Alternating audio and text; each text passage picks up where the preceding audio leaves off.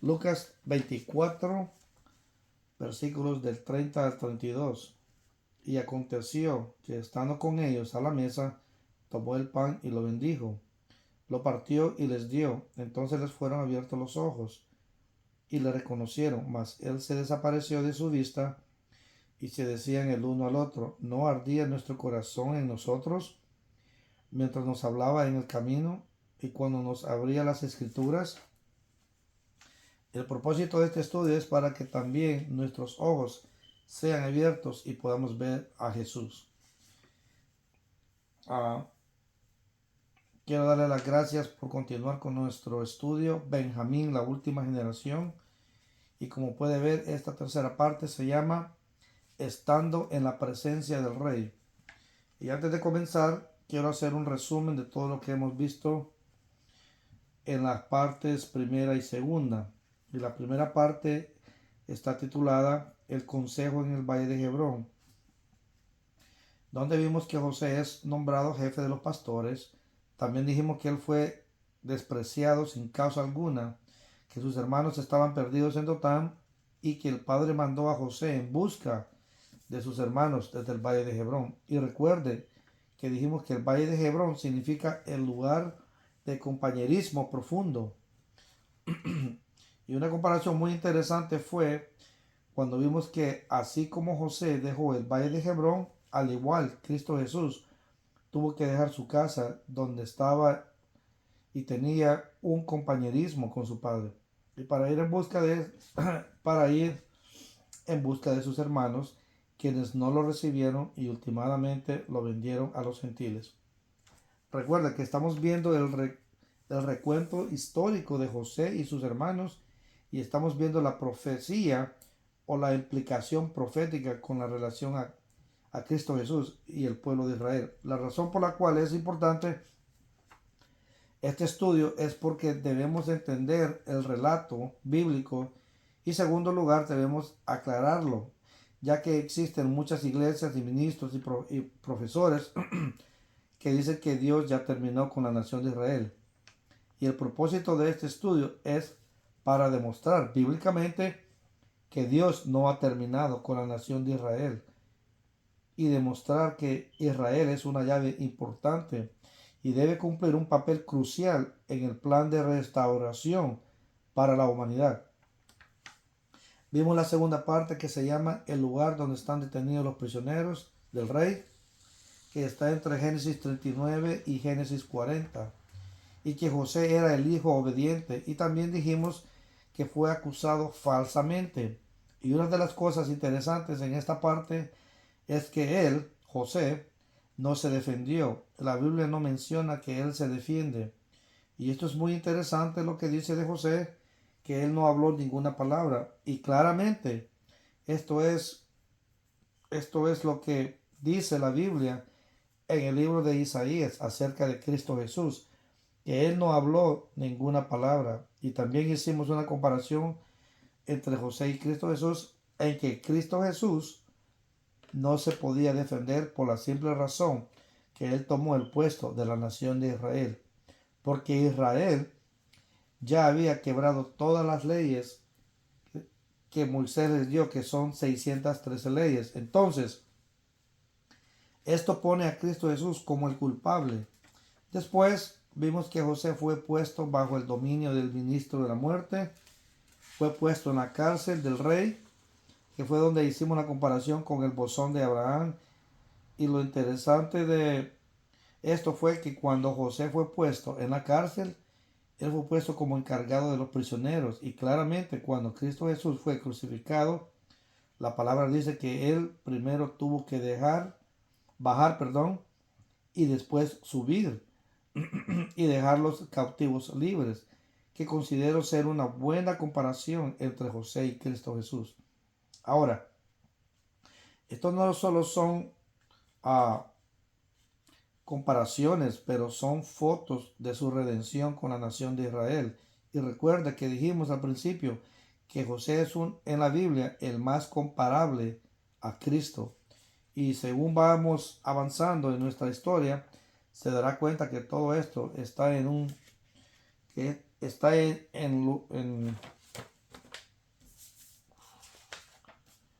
en un orden fascinante desde que José deja el valle de Hebrón para poder ir en busca de sus hermanos y poder rescatar toda su familia. Y claramente esto es también lo que Cristo Jesús hizo cuando Él dejó el cielo y vino a rescatar a sus hermanos, la nación de Israel. Ahora, perdón, con esto en mente, podemos continuar con nuestra tercera parte que se llama Estando en la presencia del Rey. Y esta parte está entre Génesis 41 y 42. Y los puntos que miremos en esta tercera parte serán: primero, levantado y sacado del calabozo. Segundo, toda autoridad es dada a José. Tercera, Safna Panea, el Salvador del mundo. Cuarto, el mediador entre el mundo y el rey.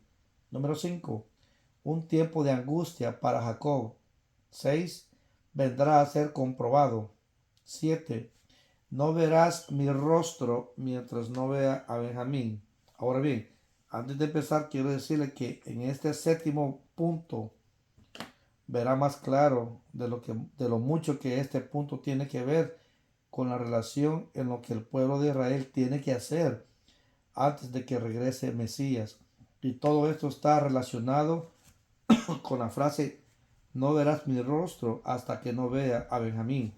Por supuesto, este Benjamín es, este es José, que está hablando a sus hermanos. E igual Cristo Jesús está también tratando de comunicarse con sus hermanos o la nación de Israel, que ellos tienen que hacer algo antes que Cristo venga a redimir esa nación.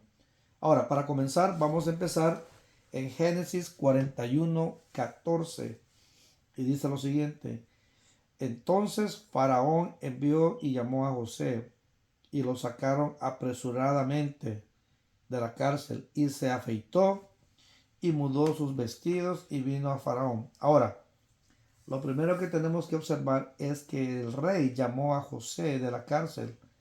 La palabra llamó es 71:21 en la concordancia y significa ser llamado por su nombre o invitación. En otras palabras, es una invitación directa a la persona elegida. Y esto es interesante cuando comparamos con lo que pasó con Cristo Jesús, cuando Él fue puesto en la cárcel o cuando Él fue crucificado.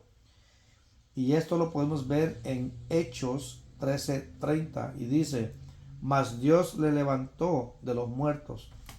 Ahora, lo interesante en Génesis 41:14, hablando de José, es que cuando el rey mandó a llamarlo de la cárcel, ya José no estaba bajo el poder del ministro de la muerte. Recordemos que anteriormente dijimos que el ministro era el que estaba encargado de la cárcel, de acuerdo a la historia, pero al ser llamado de la cárcel, el ministro de la muerte deja de tener autoridad sobre José. Y esto es exactamente lo que pasó con Cristo Jesús cuando fue crucificado. Y cuando Dios lo levantó de los muertos, esto lo podemos ver en Romanos 6:9. Y dice así: sabiendo que Cristo Jesús, habiendo resucitado de los muertos, ya no muere, la muerte no se enseñoreará más de él. Luego vemos que José fue llevado al trono del rey o al trono de su majestad. Y esto es precisamente lo que dice en el Nuevo Testamento de Mesías de Israel, que no es nadie más que Cristo Jesús. Y en Efesios 1:20 dice lo siguiente, perdón, la cual operó en Cristo, resucitándole de los muertos y sentándole a su diestra en los lugares celestiales. La palabra apresuradamente que vimos anterior en Génesis 41:14 es, perdón, 73:23 en la concordancia y significa deprisa, al instante o atravesar instantáneamente. Y esto es lo que pasa con Cristo Jesús. Después de los 3 días, Él traspasó al instante desde donde están los muertos hacia Mesías resucitado. Ahora, En Primera de Corintios dice lo siguiente: en un momento, en un abrir y cerrar de ojos, a la final trompeta, porque se tocará la trompeta y los muertos serán resucitados, incorruptibles, y nosotros seremos transformados.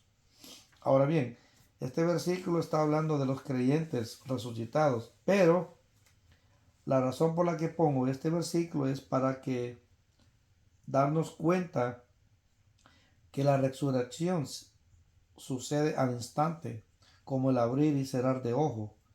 Y esto sucede con cualquier resurrección. Y también en Génesis 41:14 vimos que José se cambió sus vestidos antes de venir a la presencia del rey. La palabra vestidos en inglés, en mi Biblia King James, dice raiment y significa cobertura que toma la forma del objeto que está cubriendo debajo. Entonces vemos que José, antes de poder presentarse delante de su majestad el rey, debe cambiarse sus vestidos.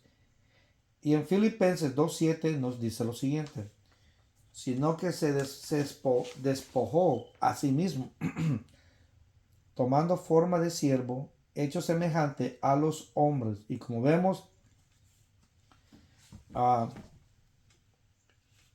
pero ver, la primera, como vemos, esta es la primera parte, y después Cristo Jesús resucitó, y esta sería su segunda parte.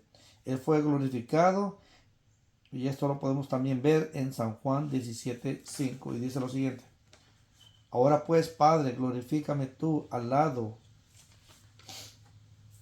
tuyo con aquella gloria que tuve contigo antes que el mundo fuese. Entonces vemos que Cristo Jesús se le dio una nueva vestidura de gloria, y también habla de la gloria que tenía con su Padre. Y esto nos lleva a la primera parte de nuestra historia, cuando él dejó el valle de Hebrón, que era el lugar de compañerismo profundo. Esto nos muestra lo interesante que son todos estos versículos, y al mismo tiempo, pues, cómo todos están ligados cuando los comparamos, lo cual podemos comprender cuando sabemos lo que buscamos en las Escrituras.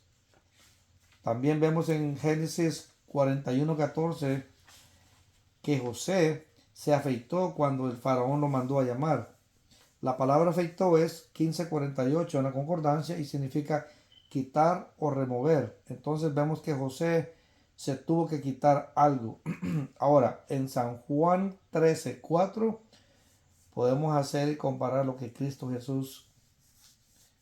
hizo Cristo Jesús cuando salió del valle de Hebrón, es decir, cuando vino del cielo, en donde estaba en compañerismo con su Padre, y vino para servir a la nación de Israel. Y dice lo siguiente, perdón, San Juan 13:4 y 5: se levantó de la cena y se quitó su manto, y tomando una toalla se la ciñó. Luego puso agua en un ledrillo y comenzó a lavar los pies de los discípulos y a enjuagarlos con la toalla con que está ceñido. Por supuesto, esto es el trabajo de un servidor. Y después dice en San Juan 13:12: así que después que les hubo lavado los pies, tomó su manto, volvió a la mesa y les dijo: ¿sabéis lo que os he hecho? Es interesante cuando dice que se sentó, significando que su trabajo había terminado. Y como vemos, estos versículos nos dan la analogía de lo que Cristo Jesús hizo al venir del cielo. Por eso es importante que lo que se menciona en San Juan 13:4, cuando dice que removió sus vestiduras. Y como vemos, pues esto es lo que Cristo Jesús hizo cuando Él dejó a su Padre. Él dejó a un lado su gloria, y después dice que Él empezó a lavar los pies de los discípulos, y después se puso su manto de nuevo y regresó al Padre y le pide que lo glorifique con la gloria que tenía juntamente con Él desde antes de la creación. Ok, ahora bien, entonces como vemos que todo lo que está en la Biblia tiene una implicación y está escrito por una razón. Ahora, avanzando en la historia, vamos a ir a Génesis 41:28 hasta el 31 y dice lo siguiente: esto es lo que respondió a Faraón. Lo que Dios va a hacer lo ha mostrado a Faraón. Este es José hablando. He aquí vienen 7 años de gran abundancia en toda la tierra de Egipto, y tras ellos seguirán 7 años de hambre, y toda la abundancia será olvidada en la tierra de Egipto, y el hambre consumirá la tierra, y aquella abundancia no se echará a ver a causa del hambre siguiente, la cual será gravísima. Entonces, perdón, vemos que en Génesis 41:28 Dios nos habla de un juicio muy duro que vendrá sobre la tierra. Y en el versículo 29, antes del juicio, dice que habrá un periodo de gracia en el cual habrá una abundancia de cosecha. Y la idea de este periodo de abundancia está indicando un periodo determinado para poder recoger la cosecha y guardar el fruto.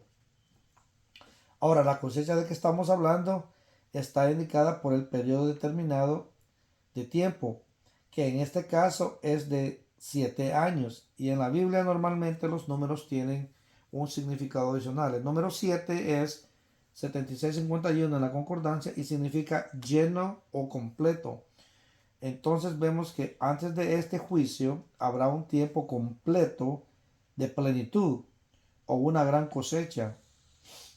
Y en Romanos 6:14 dice lo siguiente: porque el pecado no se enseñoreará de vosotros, pues no estáis bajo la ley, sino bajo la gracia. Entonces vemos que antes de este periodo que viene al mundo, así como pasó en la historia de José, nos damos cuenta que nosotros estamos en el periodo de gracia antes de que venga el juicio. Y también los podemos ver en Efesios 1:10 y dice lo siguiente: de reunir todas las cosas en Cristo, en la dispensación del cumplimiento de los tiempos, así las que están en los cielos como las que están en la tierra.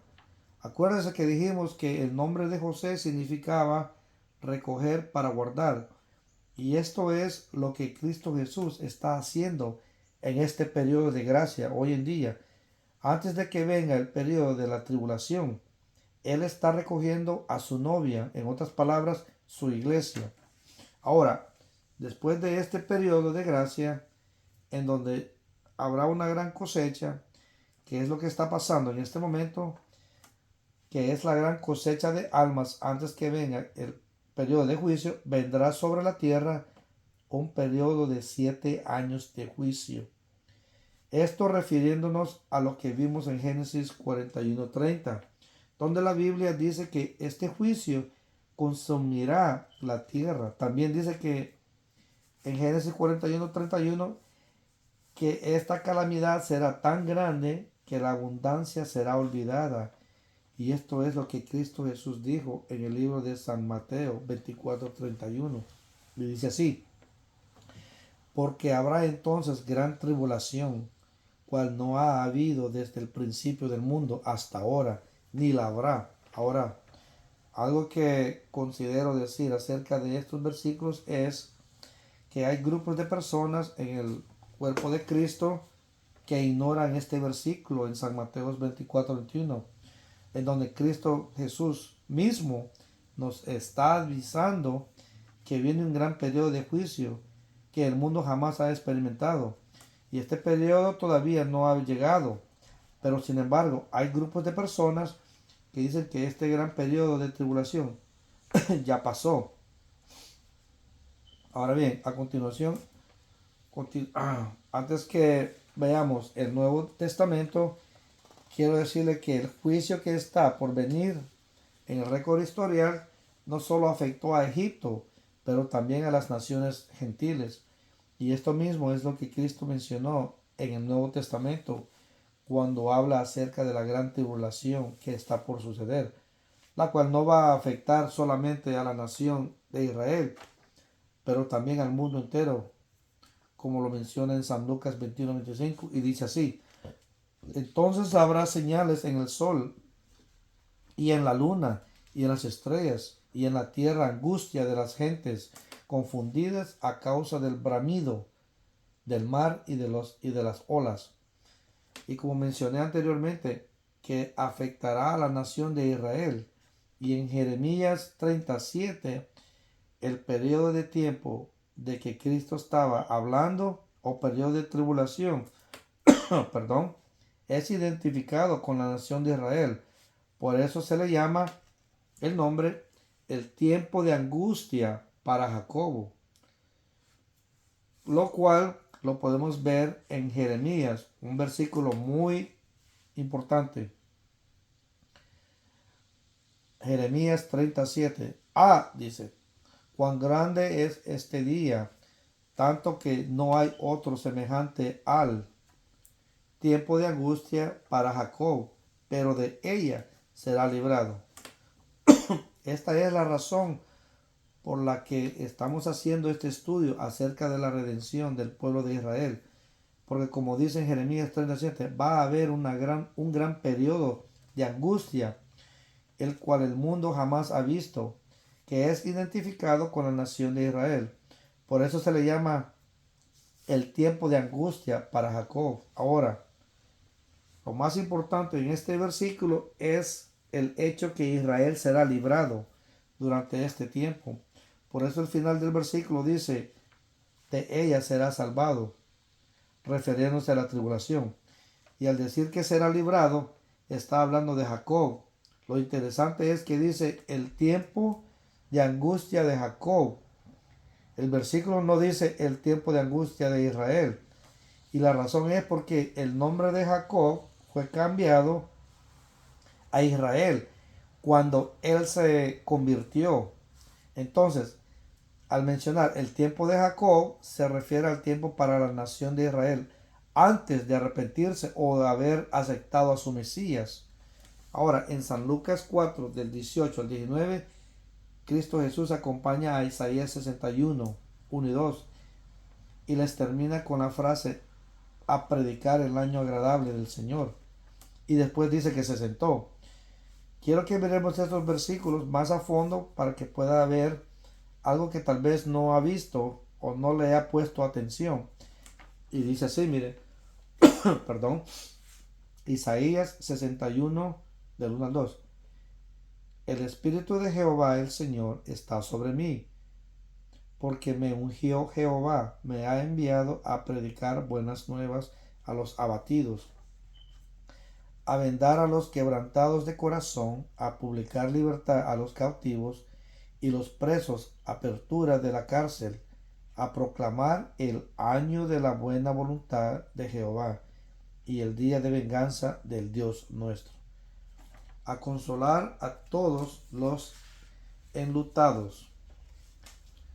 Póngale atención al versículo donde dice a proclamar el año de la buena voluntad de Jehová y también el día de venganza de Dios nuestro, a consolar a todos los enlutados. Ahora, cuando Cristo Jesús hizo mención de este versículo, él paró en Isaías 21:2, en donde dice el año de la buena voluntad de Jehová, por una razón. Y es porque él sabía que vendría un periodo intermedio. Y si usted recuerda, ya mencionamos esto cuando hablamos de su primera venida y de su segunda venida, que cuando él venga la segunda vez, él vendrá por la venganza del Señor. Pero él paró porque tenía que haber un tiempo entre su primera y segunda venida, donde él iba a predicar las buenas nuevas. Entonces, vemos que si va a haber un periodo o la gran cosecha de naciones gentiles, y que este periodo de juicio que nos menciona en Isaías 61, llamada la venganza de Dios, y también es llamado el tiempo de angustia de Jacob, quiero recordarle que la razón por qué paró en el segundo versículo y separó el día de su venganza, es porque todo esto ya estaba planeado desde el principio. Todo esto fue planeado en el valle de Hebrón entre el Espíritu Santo, Dios Padre y Cristo Jesús el Hijo. Y acuérdese que en este consejo que tuvo lugar antes de la creación, Cristo Jesús aceptó el cargo de venir al mundo a rescatar al hombre. Por eso Cristo Jesús puede parar en cualquier versículo porque Él conoce el principio y el final. Porque Cristo Jesús está fuera de tiempo. Él no está atado al tiempo. Ahora, la razón por qué viene un periodo de juicio hacia el mundo y la razón por qué Cristo Jesús asocia esto en el Antiguo Testamento y en el Nuevo Testamento y lo relaciona con la nación de Israel, y también la razón por la que este periodo de tribulación está viniendo es para que de este modo Él pueda disciplinar al Hijo de Dios. Ahora, en el libro de Éxodos, la nación es llamada el Hijo de Dios. Y la única forma por la que Dios puede traer a su Hijo nuevamente hacia Él, es por medio de la disciplina. Y esto de la disciplina, pues lo podemos ver en los siguientes versículos. Y dice lo siguiente, Job 5:17. He aquí, bienaventurado es el hombre a quien Dios castiga. Por tanto, no menosprecies la corrección del Todopoderoso. Job 23:10 dice, mas él conoce mi camino, me probará y saldré como oro. Proverbios 3:12, porque Jehová al que ama castiga, como el padre al hijo, quien quiere. Y Proverbios 13:24 dice lo siguiente, el que detiene el castigo a su hijo aborrece. Entonces, como ve, estos versículos dicen que el padre disciplina a su hijo por una razón, y esa razón es porque lo ama a su hijo. Y con toda razón, Dios ama la nación de Israel, porque es su hijo, y Dios no ha terminado con su hijo, la nación de Israel. Ahora sigamos con Génesis 41:33. Y dice lo siguiente, por tanto, provéase ahora Faraón de un varón prudente y sabio, y póngalo sobre la tierra de Egipto. Aquí vemos que el rey o el faraón describe las cualidades para que el que va a reinar sobre su casa, porque el rey le va a entregar toda autoridad a José, que va a estar en poder sobre su casa, y hay 5 cualidades que este gobernante debe tener. Y el primero es, debe ser un hombre discreto y sabio. Número 2, tiene que recoger la cosecha para el rey durante los buenos años. Número 3, él tiene que asegurarse que la tierra no se pierda. Número 4, él tiene que ser aprobado por el rey y sus siervos o ministros. Y número 5, tiene que ser un hombre en quien el Espíritu de Dios esté. Ahora, lo interesante de esto es que si José llenaba todos estos requisitos en el récord historial y que también Cristo Jesús clasifica con estas cualidades, al ver estos 5 puntos, dijimos que el primer punto era que José tenía que ser un hombre discreto y sabio. Entonces, en el Nuevo Testamento, refiriéndonos a Cristo Jesús, podemos ver en Colosenses 2:3 lo que dice acerca de Jesús, en quien están escondidos todos los tesoros de la sabiduría y del conocimiento. Y así vemos que Jesucristo es discreto y sabio. En el punto, en el segundo punto dijimos que José tenía que recoger toda la cosecha para el rey durante los buenos años. Y en San Mateo 9:38 podemos ver lo que dice de Cristo Jesús. Rogad pues al Señor de la mies que envíe obreros a su mies. También dijimos que José tenía que asegurarse que la tierra no se perezca o se pierda.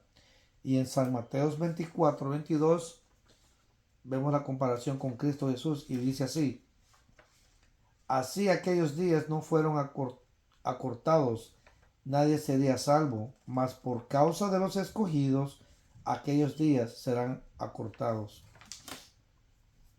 Cuando habla de los escogidos, se refiere a la nación de Israel. Y este es el propósito de su plan. Acuérdense que dijimos en la primera parte que José tuvo un sueño acerca de que iba a reunir sobre la casa y a reinar sobre la casa de Israel. Y dijimos que esa era la razón y el propósito principal de su sueño que Dios le dio a José, que él iba a ser el que gobernaría sobre sus hermanos. Y para todos los grupos de personas que dicen ahora de que este ya no es el propósito de Cristo Jesús, de de reinar sobre la nación de Israel o de reinar sobre sus hermanos desde el trono de la nación de Israel. Es decir, que Dios cambió de plan o de idea. Pero déjeme decirle, Dios nunca cambia de idea. Él tiene un plan desde el principio, antes de la creación.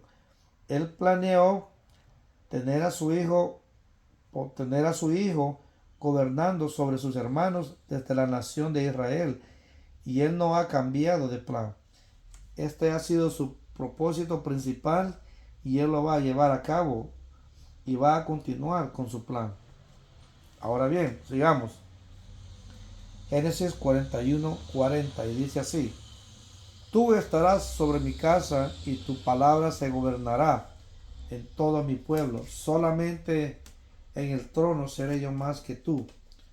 Y aquí vemos que a José se le ha dado todo el poder de reinar sobre el palacio del rey bajo su palabra. Ahora, cuando hacemos la comparación, vemos lo que Cristo Jesús dice en San Mateo 28:18. Y dice lo siguiente: y Jesús se acercó y les habló diciendo: toda potestad me es dada en el cielo y en la tierra. También podemos ver en San Juan 5:22 lo que dice: porque el Padre a nadie juzga, sino todo el juicio dio al Hijo. Entonces vemos que solo el rey está sobre José, según lo que estamos viendo en el récord historial. Y también podemos ver que todo esto es verdad cuando leemos lo que Jesús dijo en San Juan 14:28, porque el Padre mayor es que yo. De modo que todo lo que está escrito en este récord histórico no está ahí por accidente. Está escrito con el propósito principal de hacernos conocer a Cristo Jesús. Y es el motivo por el cual todos los libros de las Escrituras están escritos. Al igual como dice el libro de Hebreos, que el contenido del libro está escrito sobre mí, hablando de Jesús. Sigamos. Génesis 41, del 41 hasta el 43. Dijo además Faraón a José: he aquí yo te he puesto sobre toda la tierra de Egipto. Entonces Faraón quitó su anillo de su mano y lo puso en la mano de José, y lo hizo vestir de ropas de lino finísimo, y puso un collar de oro en su cuello, y lo hizo subir en su segundo carro, y pregonaron delante de él doblar la rodilla, y lo puso sobre toda la tierra de Egipto. Perdón. Y como vemos, toda autoridad es dada a José. Y en San Mateo 28:18, Jesús dice que toda potestad, o sea, toda autoridad se me ha dado en el cielo y en la tierra. Y también en Génesis 41:42 vemos algo interesante, y es que José se le da el anillo del rey. Y en el Medio Oriente, cuando una persona se le daba el anillo del rey o de la realeza, lo que esto simboliza es que el rey le está delegando su autoridad, porque en esos días el rey tenía un anillo sellado, y si algo se sellaba con un pedazo de arcilla, el rey usaba su anillo para poner su emblema, lo que significaba que su autoridad estaba sobre ese documento en particular. De modo que cuando le dio el anillo a José, quería decir que él daba su autoridad.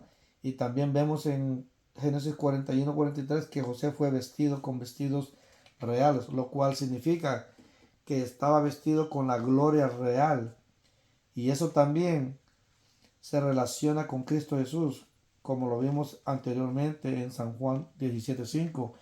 Y déjeme decirlo, ahora pues, Padre, glorifícame tú al lado tuyo, con aquella gloria que tuve contigo antes del mundo fuese. Y la última frase de Génesis 41-43 dice que todo el reino debe doblar rodillas delante de José. Y esto es precisamente lo que menciona el Nuevo Testamento en Filipenses 2:10 y 11. Y dice así, para que en el nombre de Jesús se doble toda rodilla de los que están en los cielos y en la tierra y debajo de la tierra, y toda lengua confiese que Cristo Jesús es el Señor, para gloria de Dios Padre. Ahora, vamos a nuestro tercer punto que se llama Zaphenath Paneah, que significa el Salvador del mundo. Y esto lo podemos ver en Génesis 41-45. Y dice así, y llamó Faraón el nombre de José Zaphenath Paneah, y le dio por mujer a Asenat, hija de Potifera, sacerdote de On. Y salió José por toda la tierra de Egipto. Entonces a José se le ha dado este nombre por una sola razón, porque José está supuesto a salvar la nación y todas las personas. Por eso se le dio el nombre de Zaphenath Paneah, porque él sería el salvador del mundo en el evento histórico. Ahora, en el Nuevo Testamento podemos ver que este mismo nombre fue dado a Cristo Jesús.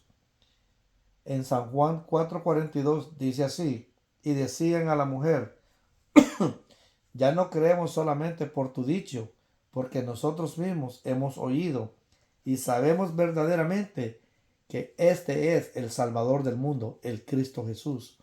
Y en 1 de Juan 4:14 dice lo siguiente, y nosotros hemos visto y testificamos que el Padre ha enviado al Hijo, el Salvador del mundo.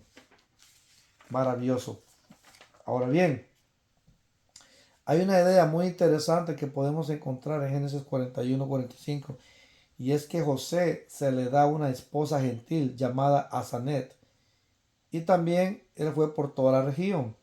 Considero que es interesante que mencione estas dos cosas en el mismo versículo, y al ver en en Hechos 13:46, podemos tener una idea de lo que el Espíritu Santo nos quiere enseñar. Y dice así, mire, entonces Pablo y Bernabé, hablando con denuedo, dijeron, a vosotros la verdad era necesario que se os hablase primero la palabra de Dios, mas puesto que la desecháis y no os juzgáis dignos de la vida eterna, he aquí nosotros nos volvemos a los gentiles.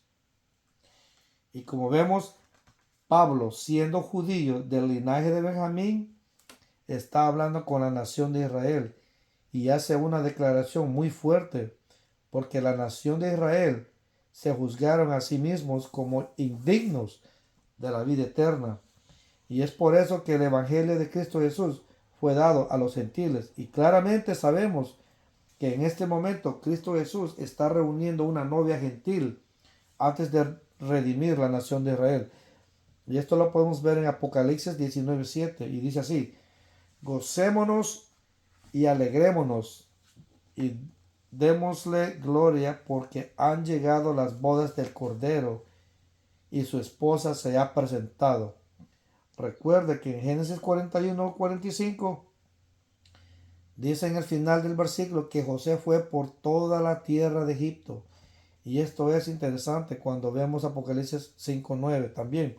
Dice así, y cantaban un nuevo cántico diciendo, digno eres de tomar el libro y de abrir sus sellos, porque tú fuiste inmolado y con tu sangre nos has redimido para Dios de todo linaje y lengua y pueblo y nación. Y claramente vemos que la novia de Jesús está que Jesús está reuniendo en este momento de todo linaje, gentes y pueblos, nación y lengua. Este es un punto muy interesante y es algo que le debería de dar ánimo de estudiar más su Biblia. Ok, sigamos. Y nuestro cuarto punto es el mediador entre el mundo y el rey. En Génesis 41-46 dice, era José de edad de 30 años cuando se presentó delante del faraón, rey de Egipto, y salió José delante del faraón y recorrió toda la tierra de Egipto.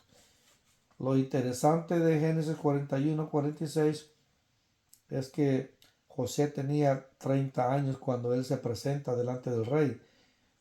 Ahora, lo más interesante es que en el caso de Cristo Jesús, sabemos que se le dieron 3 oficios que debía cumplir y estos eran, primero, profeta, segundo, sacerdote y tercero, rey. Ahora, durante su ministro en la tierra, el ministro principal era de profeta. Y eso lo podemos ver en Deuteronomio 18:15, cuando Moisés les dijo a los hijos de Israel que se acercaba otro profeta. Y déjeme decir que considero ser un versículo que los judíos lo han leído y sin embargo no lo entienden o simplemente lo ignoran. Y dice así,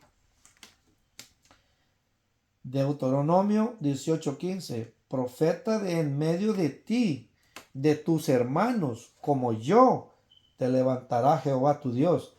A él oiréis. Esto es muy interesante porque si usted fuera un judío que está buscando la identidad de su Mesías, usted puede ver en Deuteronomio 18:15, donde Moisés está diciendo claramente que vendrá otro profeta y a él tendrán que escuchar. Y también podemos encontrar en San Juan 16:14 que Cristo Jesús es este profeta anunciado. Y dice así, mire, aquellos hombres entonces, viendo la señal que Jesús había hecho, dijeron, este verdaderamente es el profeta que había de venir al mundo. Ahora, en lo que quiero enfocarme es que en el récord historial, donde dice que José tenía 30 años y que estaba relacionado con el oficio de un sumo sacerdote, entonces lo que quiero es ahora hacer en Hebreos 8:1 ver lo que dice de Jesucristo acerca de esto, del sacerdocismo. Y dice así, miren, ahora bien, Hebreos 8 del 1 al 2, dice así, ahora bien, el punto principal de lo que venimos diciendo es que tenemos tal sumo sacerdote, el cual se sentó a la diestra del trono de la majestad en los cielos, ministro del santuario y de aquel verdadero tabernáculo que levantó el Señor y no el hombre. Entonces es fascinante saber que antes de que un israelita pueda tomar el puesto de sumo sacerdote, él tiene que tener por lo menos 30 años de edad. Y esto lo podemos ver en Números 4:3 y dice, Números 4:3, de edad de 30 años arriba hasta 50 años, todos los que entran en compañía para servir en el tabernáculo de reunión. Entonces, vemos que es interesante que cuando José se presentó ante el rey, él tenía 30 años. Y esa era la posición que estaba desempeñando, la de un sumo sacerdote o de redimir entre el rey y el mundo. Y como dijimos, este es el oficio que Cristo Jesús está haciendo en este momento. de sumo sacerdote. Génesis 41-49 dice lo siguiente: recogió José trigo como arena del mar, mucho en extremo, hasta no poderse contar porque no tenía número. Recuerda que dijimos que el nombre de José significaba reunir para juntar. Y en Génesis 41-49 es lo que José está haciendo. Él está reuniendo la gran cosecha y como dijimos anteriormente, esto es lo que Cristo Jesús está haciendo hoy. En este mismo momento, mientras usted lee o está escuchando este estudio, Él está recogiendo la gran cosecha. Y en Apocalipsis 7:9 dice: después de esto miré, y he aquí una gran multitud, la cual nadie podía contar, de todas las naciones y tribus y pueblos y lenguas. Ahora veamos nuestro quinto punto, en donde se trata de un tiempo de angustia para Jacob.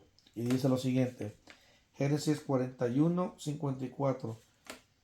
Y comenzaron a venir los 7 años del hambre, como José había dicho, y hubo hambre en todos los países, mas en toda la tierra de Egipto había pan. Lo más interesante de todo esto, y muy importante de mencionar, es que el libro de Génesis fue escrito entre 1406 y 1446 años antes de Cristo Jesús. Y vemos que este récord histórico, que el pueblo de Israel fue advertido sobre la gran calamidad que se acercaba, y que sin embargo hay muchas personas que no prestan atención a esta advertencia y no quieren escuchar, que de la misma manera que sucedió en la antigüedad, como está registrado históricamente, al igual llegará un nuevo periodo de angustia, tribulación y juicio, en especial para la nación de Israel. Es por eso que usted tiene que estudiar su Biblia y darse cuenta por sí mismo de estas cosas que están escritas.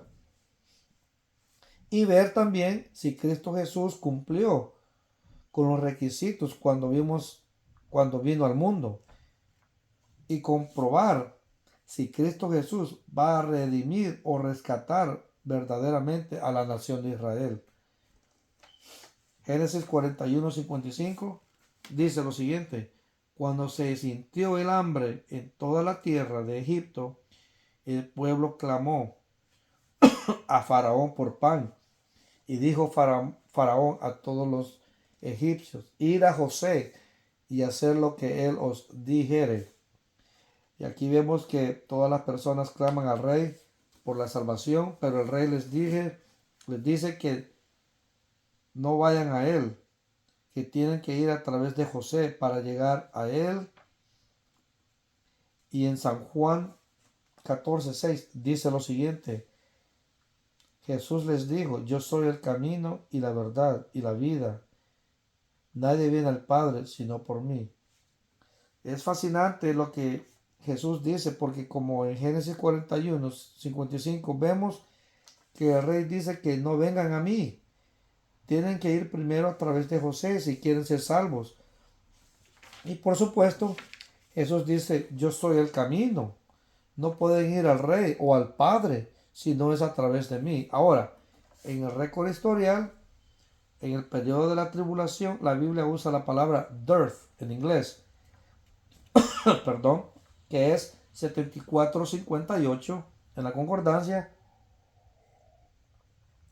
y significa hambruna o causa de sufrimiento. Ahora, fíjese en lo que dice aquí en Salmos 105:16. Trajo hambre sobre la tierra y quebrantó todo sustento de pan. Génesis 41:57. Y de toda la tierra venían a Egipto para comprar de José, porque por toda la tierra había crecido el hambre.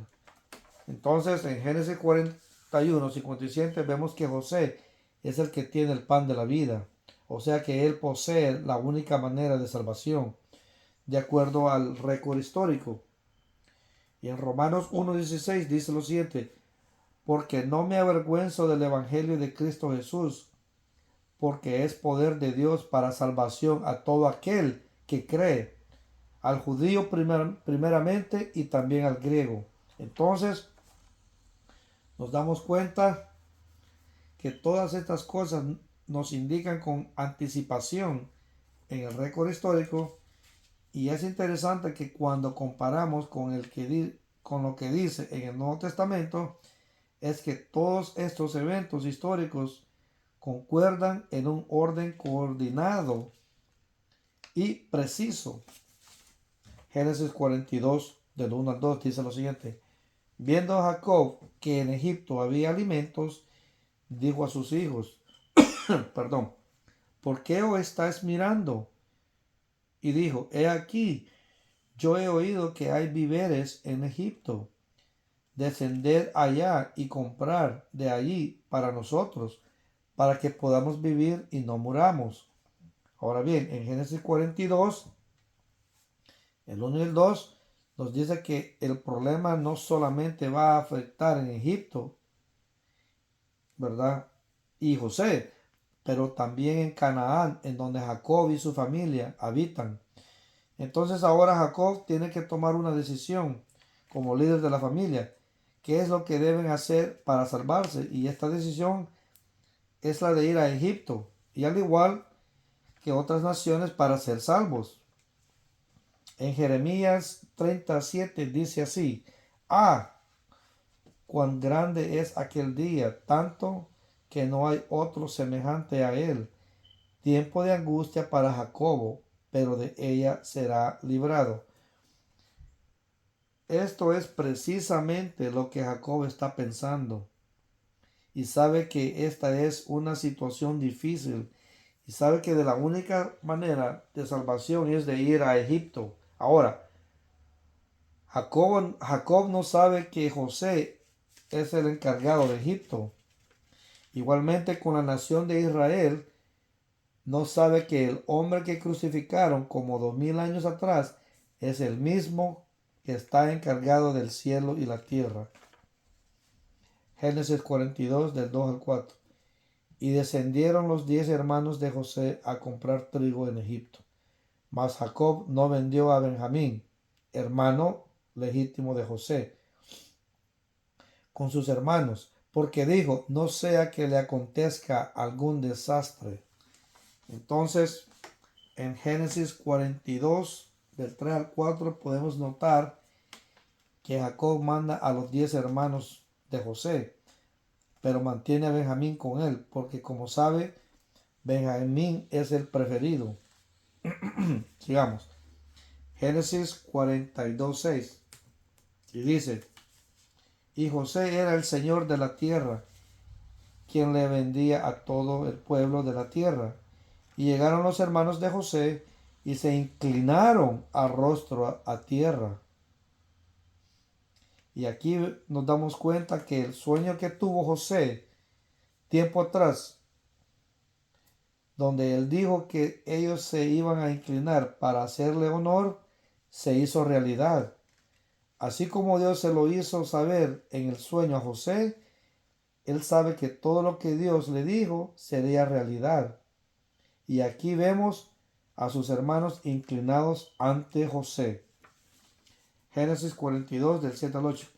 Y José, cuando vio a sus hermanos, los conoció, mas hizo como que no los conocía, y les habló ásperamente,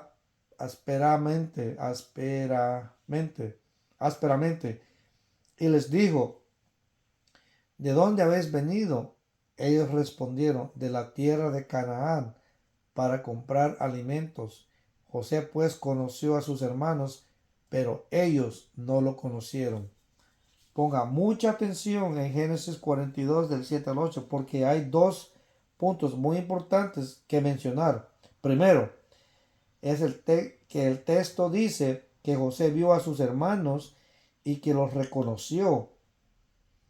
pero él se les hizo extraño a ellos. Y la razón por la que José puede hacer esto es porque José los reconoce a ellos, pero ellos no lo reconocieron a él. Y también vemos que José les habló de una manera dura o áspera. Y según avancemos en nuestra historia, se va a dar cuenta que él no les habla directamente a ellos, sino que por medio de un intérprete, ya que ellos no pueden comunicarse directamente con él, que es el Señor de la tierra, ¿verdad? Entonces, en Génesis 42:8 vemos que José reconoce a sus hermanos, pero ellos a él no le reconocieron. Y esto es lo que claramente dice en el Nuevo Testamento, en San Juan 1:10, refiriéndonos a Cristo Jesús. Y dice así, perdón, en el mundo estaba y el mundo por él fue hecho, pero el mundo no le reconoció. Ese es un versículo que ni yo le había puesto mente. Génesis 42:9. Entonces se acordó José de los sueños que había tenido acerca de ellos y les dijo, espías sois, por verlo descubierto del país habéis venido. Y aquí vemos que José recuerda su sueño y la palabra recordar es 21:42 en la concordancia, que significa marca o señal. Y después vemos que José acusa a sus hermanos de ser espías. La palabra espía es 72:70 en la concordancia y significa difamar o representar a alguien falsamente. Y esto lo podemos comparar en el Nuevo Testamento en San Juan 19:15. Y dice así, pero ellos gritaron, fuera, fuera, crucificarle. Pilato les dijo, ¿a vuestro rey he de crucificar? Respondieron los principales sacerdotes, no tenemos más rey que César. Qué comparación es esta, ¿verdad? Sigamos. Génesis 42:11. Todos nosotros somos hijos de un varón. Póngale atención a lo que viene. Somos hombres honrados. Tus siervos nunca fueron espías. Quiero recordarles que para tener un mejor entendimiento sería bueno que lea toda la historia de José. Porque en Génesis 42:11 vemos que los hijos de Israel se consideran hombres honrados. La palabra honrado es 36:51 en la concordancia y significa ser justo o recto. Entonces vemos que los hermanos de José le están diciendo al que ellos vendieron como esclavo, somos hombres justos. Imagínense. Acuérdense que ellos, los hermanos, están hablando con el hombre que ellos vendieron y le está diciendo a él que ellos son justos. Pero José sabe que ellos no son justos porque él es el que vendieron. Y esto es exactamente el problema con la nación de Israel. Ellos dicen que son hombres justos, y no solo la nación de Israel, pero también sucede con la humanidad en general. Tanto la humanidad como el pueblo de Israel están diciendo que ellos son justos. Y esto no puede ser verdad, ya que los judíos y los gentiles son los que crucificaron a Cristo Jesús. Y sin embargo, en el récord histórico, ellos dijeron en frente de José que eran hombres justos. Al igual, nosotros en frente de Cristo Jesús, que decimos lo mismo, que somos justos, ¿verdad? Y asimismo, vemos que la nación de Israel se encuentra en esta situación porque no quieren aceptar a su Mesías. Muy interesante. Sigamos. Génesis 42. Enviar a uno de vosotros y traiga a vuestro hermano, y vosotros quedad presos, y vuestras palabras serán probadas, si hay verdad en vosotros, y si no, vive Faraón que sois espías. vemos que José en Génesis 42:16 les dice a sus hermanos que ellos serán puestos en la prisión hasta que traigan a su hermano menor. Y ese hermano menor, que como ya sabemos es Benjamín. Y usted se va a dar cuenta el significado de este nombre, porque José les dice que ellos no lo volverán a ver hasta que traigan a Benjamín. Ahora, la palabra prisión significa ser detenido o estar en atadura. Y para ver más claro lo que José está diciendo a sus hermanos, que ustedes serán detenidos hasta que yo vea a su hermano Benjamín. Vamos a ver lo siguiente, y dice así, mira. Y le decían decían el uno a otro, verdaderamente hemos pecado contra nuestro hermano, pues vimos la angustia de su alma cuando nos rogaba y no le escuchamos, por eso ha venido sobre nosotros esta angustia. Y aquí vemos que el plan de José empieza a trabajar, porque sus hermanos comienzan a arrepentirse por haber vendido a su hermano José. Y finalmente la frase dice, y no le escuchamos. Por eso ha venido sobre nosotros esta angustia. Génesis 42:22. Entonces Rubén les respondió diciendo, ¿no os hablé yo y dije, no pequéis contra el joven? ¿Y no escuchasteis? He aquí también se nos demanda su sangre. Otra frase que quiero que le ponga atención en Génesis 42:22 es donde dice, y no le escuchaste. Y claramente es en esta condición que la nación de Israel se encuentra en este momento. Y en San Mateo 13:13 dice Cristo Jesús lo siguiente, por eso les hablo por parábolas, porque viendo no ven y oyendo no oyen, ni entienden. Y qué interesante al ver esto en el Nuevo Testamento y poder compararlo con los hermanos de José en el récord histórico. Y claramente vemos que esta era la condición en que se encontraba la generación en ese tiempo cuando lo crucificaron. Génesis 42:33. Pero ellos no sabían que los entendía José, porque habían intérprete entre ellos. Algo muy interesante que podemos ver es que ellos no reconocen a José. En otras palabras, ellos no le entendían y por lo tanto no reconocían su rostro. Ellos no podían comunicarse con él. Sin embargo, como dijimos antes, José sí los pudo reconocer y escuchar. Génesis 42:24. Y se aparta José de ellos y lloró. Después volvió a ellos y les habló y tomó de entre ellos a Simeón y lo aprisionó a vista de ellos. Perdón. Quiero que ponga atención a este versículo donde dice que José tomó a su hermano Simeón y lo aprisiona. El nombre Simeón es 8095 en la concordancia y significa escuchar.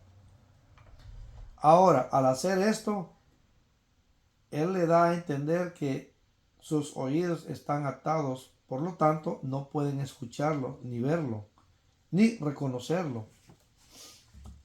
42, Génesis 42:28-30. Y venidos a Jacob su padre en tierra de Canaán, le contaron todo lo que les había acontecido, diciendo, aquel varón, el Señor de la tierra, nos habló ásperamente y nos trató como espías de la tierra. Tome nota que en estos versículos los hermanos llamaron a José aquel varón. Como dijimos antes, ellos no lo conocen, ellos no tienen relación con él, no se pueden comunicar con él. Y sin embargo, él es el Señor de la tierra. Él, José, está sometido a un plan para rescatar a sus hermanos y volverlos a reunir consigo mismo. Entonces, Con esto cerramos nuestra tercera parte, pero quiero decirle que en nuestra cuarta parte vamos a poder atar todas estas partes sueltas que quedaron pendientes en los anteriores capítulos y poder entender el plan de Dios desde el principio. Y mantenga en mente que la clave que debe tomar en cuenta en esta historia de José y sus hermanos es la frase que cuando lleguemos a nuestra cuarta parte final, en donde les voy a explicar por qué José les dice eso, y también se van a dar cuenta que esa frase en Génesis 43:5 dice: no verás mi rostro si no traes a vuestro hermano con vosotros. Y como se dará cuenta, esta es la dirección que tiene que tomar la nación de Israel antes que Mesías regrese. Ahora, la pregunta que le debo hacer antes de cerrar esta tercera parte es: José en esta historia es llamado Safanás Panea, que significa Salvador del mundo. Y de la misma forma, en el Nuevo Testamento dice que Cristo Jesús es el Salvador del mundo. Y que de la única manera que podemos ser salvos es a través de Él. Recuerde que cuando José fue puesto encargado de toda la tierra, había un rey, el faraón. Pero este rey puso a José a cargo. Y claro que la única manera, de salvarse o de sobrevivir este periodo de tribulación era a través de José. Y si usted en este momento no es un creyente, Dios le está diciendo que de la única manera que usted será salvo es a través de su Hijo Cristo Jesús. Porque Él dijo en San Juan 14:6, yo soy el camino y la verdad y la vida.